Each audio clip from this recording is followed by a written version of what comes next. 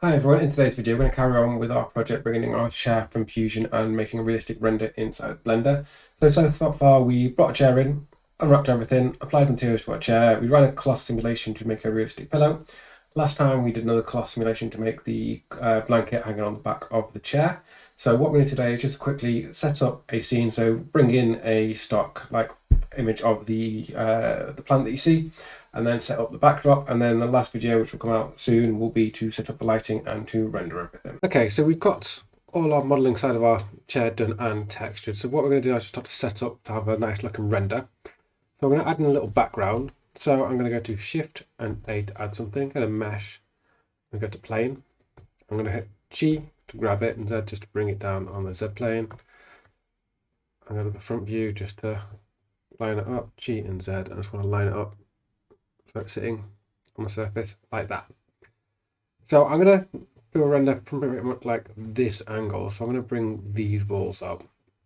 So what we'll do is I'm going to hit Tab to go into Edit Mode, 2 to go into Edge Mode. Remember you can click up here, click on these edges here, hit E to extrude, and press Z to lock it in place like that. So I'm going to bring that over a little bit more. So I'm going to grab that, come to the top, G to grab it and just sort of bring it so the chair's more in the corner like that.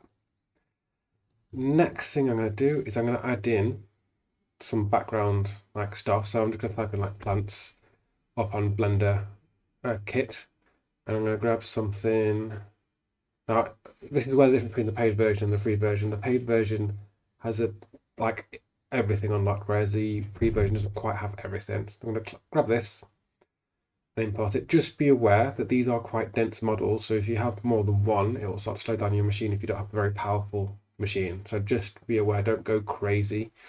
I've had students before bring in models of cars and plants and trees while they're doing architecture, and then suddenly the machine is not working at all, and they're wondering why, and it's because they've added in these really dense models. Right, I'm going to grab that. I'm going to go to front G to grab and bring that in like that.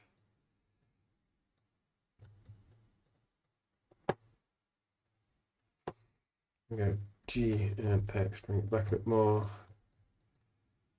G and Y, like that. Let's grab this G, X, move it back a little bit more. G and Y, just to make a bit more space. Something like that. Now what I like to do on the background, because obviously you don't want that to really take up much, like you don't want it to be focusing on it. But I kind of want to add a little noise texture to it. So I'm going to click on there, come to Material, click on New, and I'm going to go over to Shading. And what I'm going to do is here, just Shift A to add, and I'm going to type in Noise Texture. And I'm going to Shift A and put in a color ramp as well. I'm going to drag these across. I'm going to put the color into the back to there and color into there.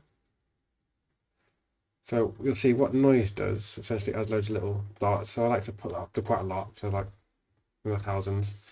So it's quite hard to see, but it's like very fine sort of dots there. We have the layout. So we've got everything laid out how we want. What I'm going to start to do now is set up some lighting. So in fact, what I'll probably do is let's stop there.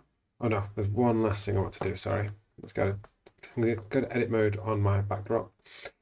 2 to go to edge mode and grab these two edges here. I hit Control B to bevel. Bring this up a little bit, make sure I've got some segments in there. Hit Tab, and then I'm going to go right click and shade smooth.